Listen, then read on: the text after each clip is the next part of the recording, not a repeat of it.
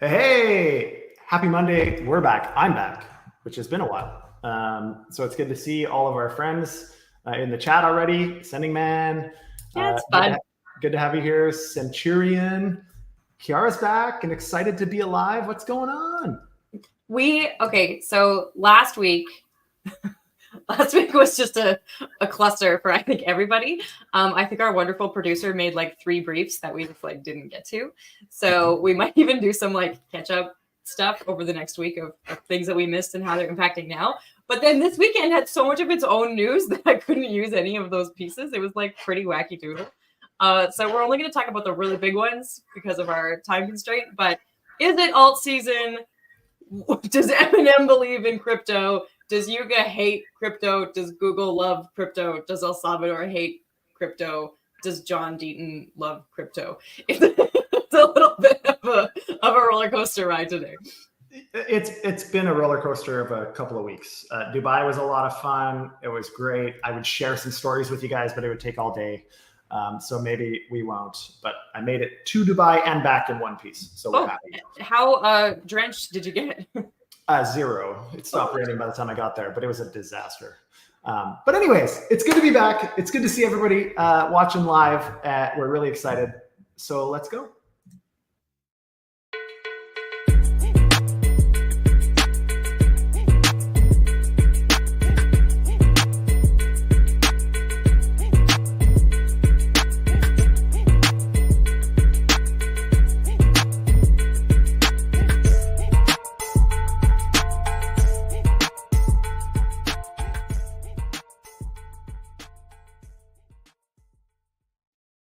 So before we get into it,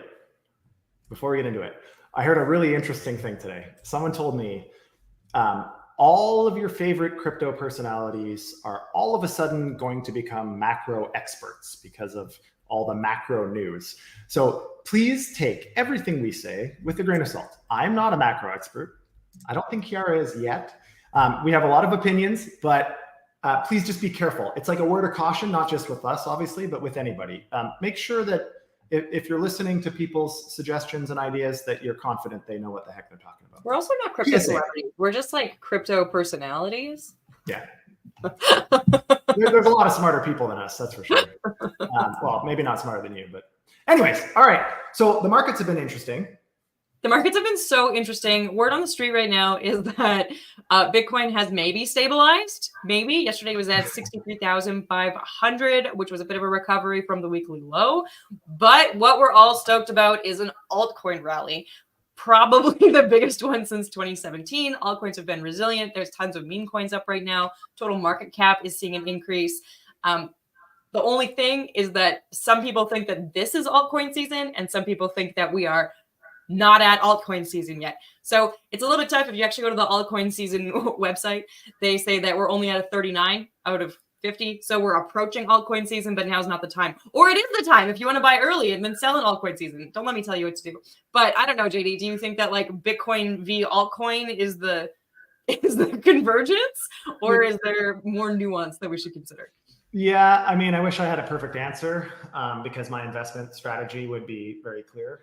I don't have a perfect answer. What's been weird about this cycle is there hasn't really been an altcoin season the way that we normally expect. Bitcoin goes, Bitcoin pauses, altcoins go, altcoin pauses, and so on and so forth. Generally, I explain that as the waterfall effect. People make money in Bitcoin or the majors. They want to take a little bit off the table and invest in higher risk, higher return type stuff, altcoins. This cycle so far, I mean, obviously there's some exceptions to this, but generally speaking, it's been kind of the Bitcoin ETH show and memes, like all zero utility memes. That's kind of been all the rage. I mean, there's been very little, and maybe rightly so, but there's been very little excitement or momentum around DeFi, around financial products. There's a lot of stuff around L1s, L2s, and AVXs for Eigen. Awesome. But yeah, in terms of like tangible altcoin seasons for people that weren't early investors in those kind of bonkers projects that are at like multiple billions in market cap all of a sudden, it's really tough to assess. I mean, Bitcoin, generally speaking, leads sentiment, and this whole cycle is sparked by Bitcoin, in my opinion, and the ETFs and so on. And we've kind of hit a bit of a lull now after the halving and so on. And so what does that mean? I don't know. I wish I had an answer. What do you think? I don't feel like, okay, so obviously Bitcoin has to have some influence because people are excited, so more money comes in, but that's very TradFi now. That's so regulated. I don't think that it has the same type of impact that it would have in 2017 on something like altcoins. Right. Some people are saying that, so there's a few big crypto Twitter names like Mustache and Alan Tardigrade. They both have huge followers on X, almost 50,000 each, I think. And so they're saying that, if USDT is going down, altcoins go up. They're saying that if you're doing TA, we're like coming up to the triangle top. But I think that we are misreading some of the ecosystem factors because we're expecting them to influence the same way that they did in 2017. Yeah, I mean, to kind of echo some of that sentiment in terms of the uncertainty, I was at a dinner in Dubai with some of the largest traders in the space. I was way outclassed for sure, but I was as usual, yeah. But it was a great dinner. But what I unfortunately gathered is most of them are sitting in cash, like significant portions of their portfolio are in cash right now. And that was somewhat alarming. I assumed that it would be traders' heaven right now because volatility has been pretty good, volumes have been pretty good, but apparently not. Apparently, there's some risks that people are just struggling to assess. And I prefaced this conversation with that none of us are macro experts, right. But what we do know for sure is there's a lot of macro uncertainty, and I think in the shadow of that, everybody's just kind of waiting for something to happen. Okay, well, maybe the something that had to happen is crypto.com has a new spokesperson. Maybe that's our sign of positive market sentiment. I mean, I can't wait to use crypto.com. But let's introduce this one. Eminem, of all people, has been unveiled as the new face of crypto.com behind or succeeding Matt Damon. Also, why Matt Damon? Who cares? But anyways, there's some people that are excited about this. There's a big advertisement campaign that's set to premiere during the NBA playoffs, which I mean, Eminem and NBA fans, I suppose, maybe are aligned of some sort. I think it's interesting. This is a notable return, the article says, for celebrities coming back into the crypto sector, because many of them received slaps on the hands or worse from regulators and so on. Having said that, I think I'm hopeful at the very least that this is done a little bit differently. There was a lot of skepticism, according to the article, also after FTX and all the celebrity endorsements there. So we'll have to see. What do you think about this one? Are you like rushing to crypto.com? Because man, I've never wanted crypto.com more. No. I had some really cheesy song lyrics I was going to pull, but we're going to leave them. The only time I think that I used crypto.com was during a Christmas season when they were doing like an NFT bingo. So I don't know if that dates myself, but that's when I used crypto.com last. And it'll probably be the last time that I used it. The fact that you were interested in bingo dates you, period. That's what I mean. I've always struggled with celebrity endorsements. Okay, hold on. I'm going to tell you stuff about this one. Go. Let's hear it. So it came out last night, so I had to watch it because I'm a nerd. And Eminem doesn't seem to have much of a crypto portfolio, which maybe makes him a great person to onboard people to crypto.com. But he came out saying about this endorsement, and then as part of the ad, he said, "You know what it's always been," and then sort of teased the new album Death of Slim Shady. So some people were saying, on the forums and stuff, some people were saying that maybe this is him saying, that I've always been seeing the future and coming up for the next success and that kind of thing. But other people are saying maybe this is him implying that he's no longer ghetto, if you will, and maybe crypto won't be ghetto, if you will. I don't know. It's a little bit much for me, especially because it doesn't fit with any of his previous endorsements. He's done some sneakers. I think he did Nike, maybe Puma, that kind of thing. And he's not exactly in the greatest limelight that I know of. He's not someone that you like try to get your kids to look up to, generally speaking. Well, then again, neither are crypto bros. Well, maybe. I don't know. As a father of 3 boys, I can think of a lot of other guys that I would like my kids to idolize. Nothing against Eminem. I was a big fan when I was a kid, obviously, and look at me now. Yeah, we had to be. But this is kind of interesting. Like the logic behind this, according to Stephen Kalifowitz, the CMO of Crypto.com, what he's saying is that Crypto.com has become one of the most recognized global brands, which is actually true. Their brand is all over a lot of different sporting events, venues, places. Okay, but it's also the most obvious crypto brand.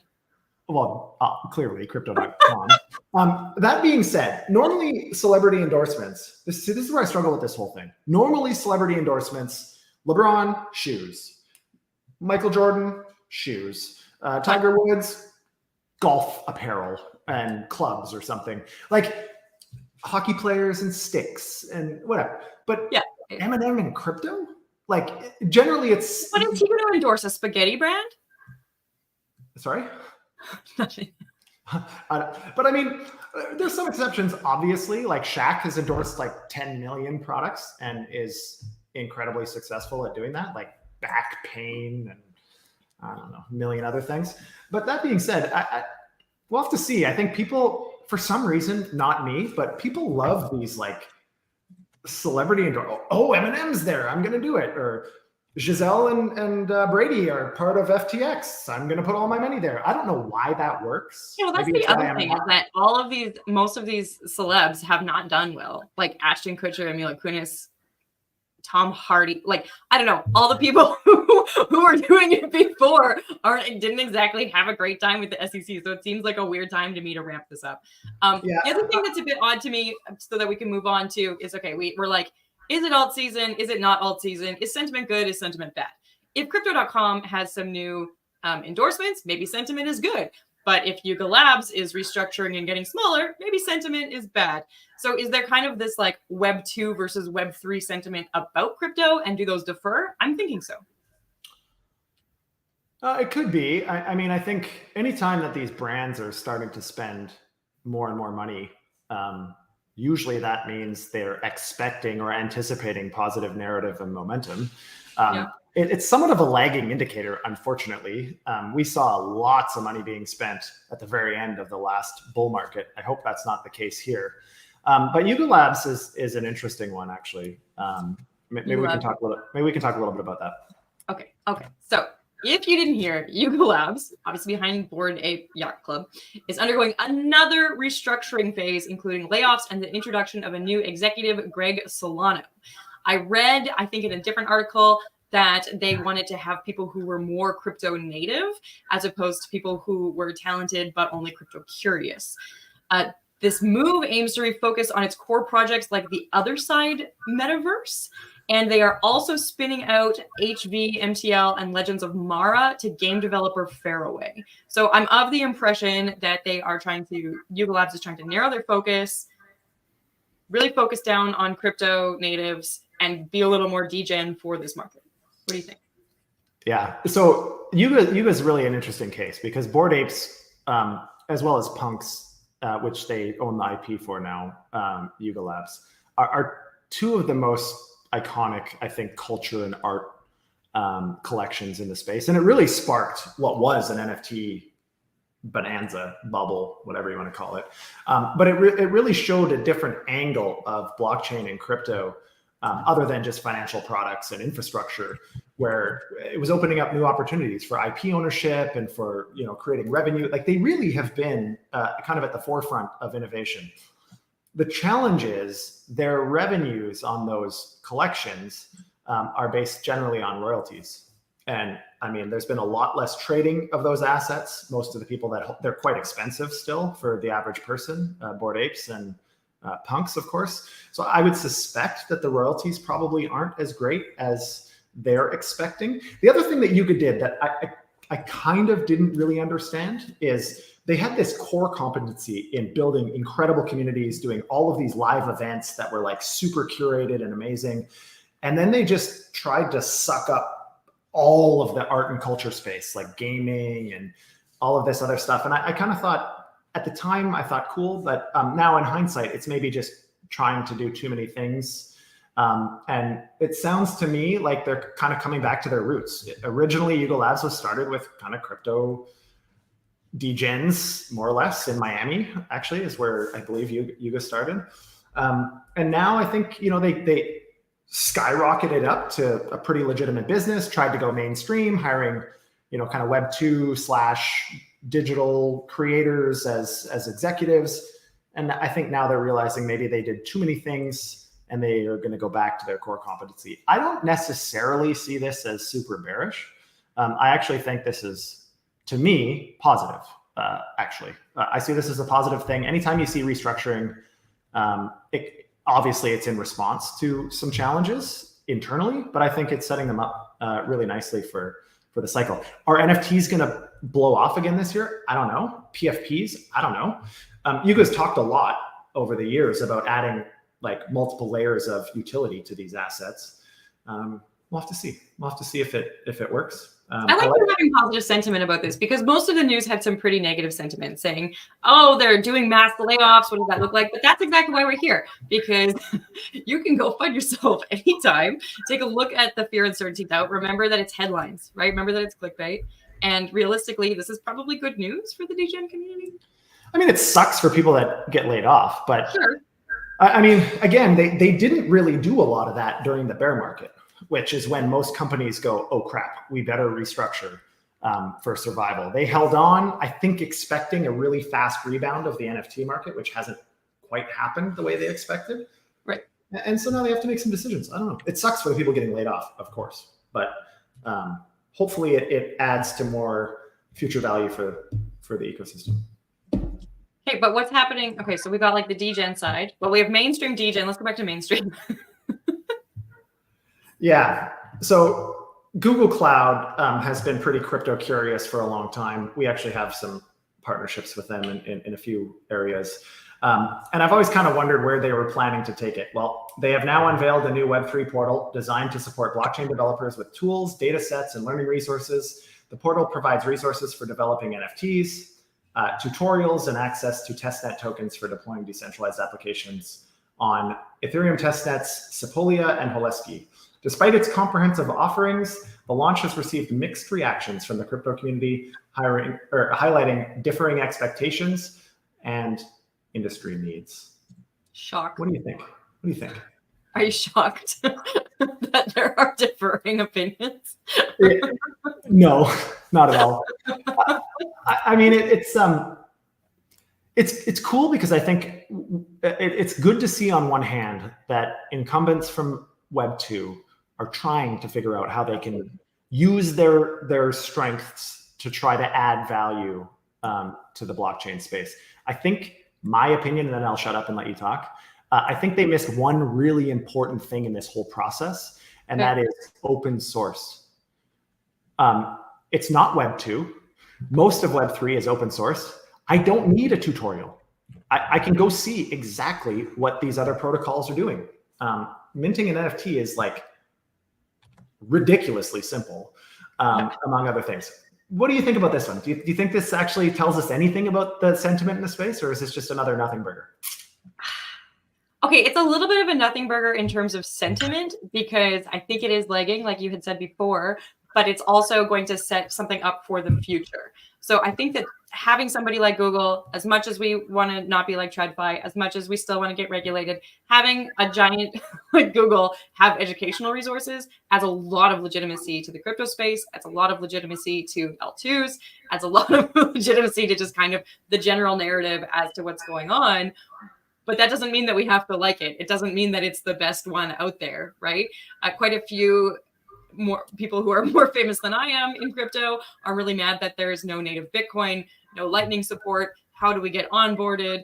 Why is this so difficult? Well, it might be difficult to those of us who are in Web 3 and operate in some sort of weird plane of existence. But for those in Web 2, this is a really good bridge for them to learn about crypto from someone they already trust. I mean, Lightning is the last place I would send somebody trying to learn about the space. Lightning Network is insanely difficult to develop on. That being said, I mean, I don't mind this in a sense. Although it's easy, everything is open source. Not everything, but much of the space is open source, so you can really start to gain insight.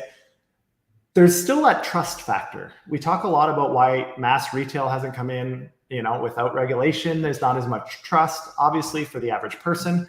And I think for the average kind of Web 2 business, coming to talk to someone like me would probably be smart, but they don't have avenues to me or anybody else, that's been developing in this space for a while.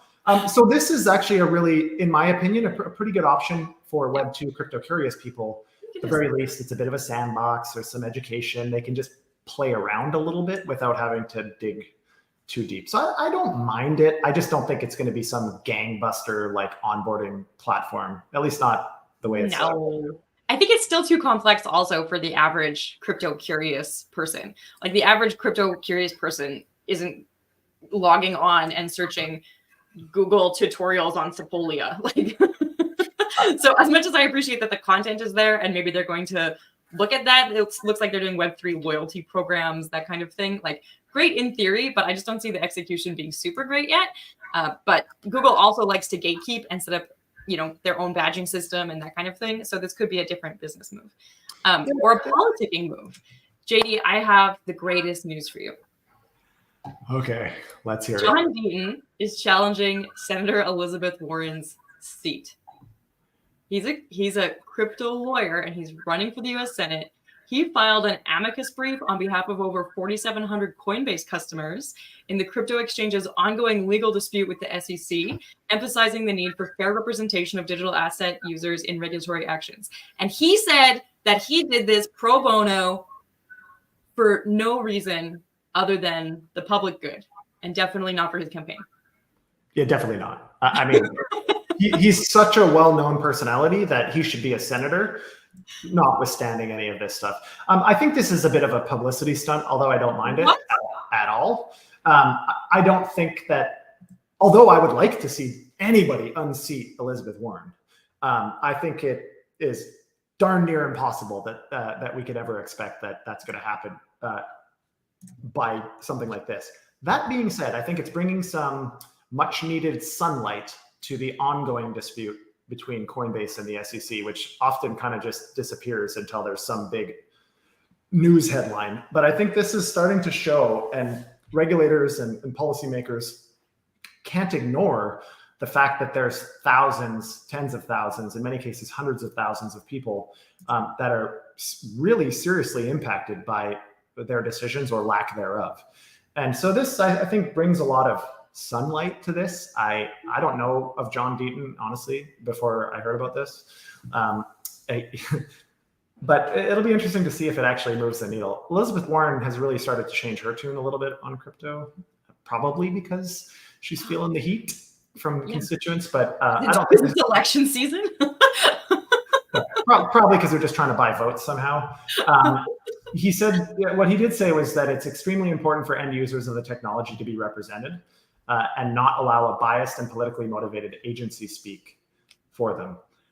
And that's kind of where that disconnect from many of our perspectives has been, is that in theory, the SEC is supposed to be protecting consumers.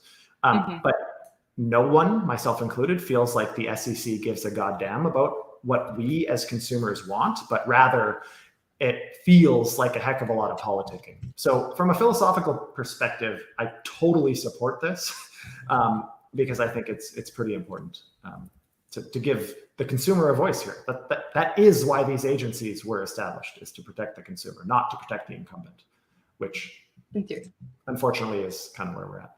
Okay, that is our weekend news roundup. If you liked what you heard, like, share, subscribe. It looks like we have a few new viewers on X, so make sure that you hit that little save button and or subscribe to JD because it comes through his Twitter. Like, share, subscribe, press the button. Boom! We will be back with another episode of Go FUD Yourself tomorrow. We're a live show, 12:30 p.m. Eastern. And with that, Ceara, I say to you and everybody else, happy Monday and go FUD yourself.